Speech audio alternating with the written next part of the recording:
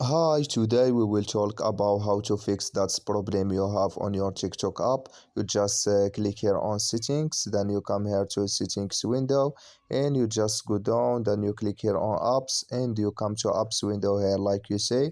You just go down here to looking for TikTok app here in this is window.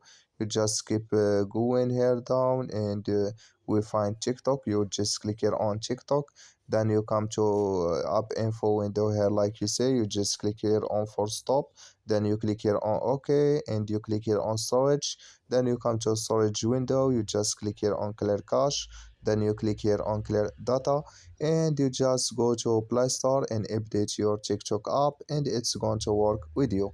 So that's all you have to do and it's going to work with you. I wish now you are get it. Thank you for your watching. Don't forget to support us by liking, subscribe, and see you in next video. So before I forget, make sure you update your TikTok app and it's going to work with you, of course. So see you.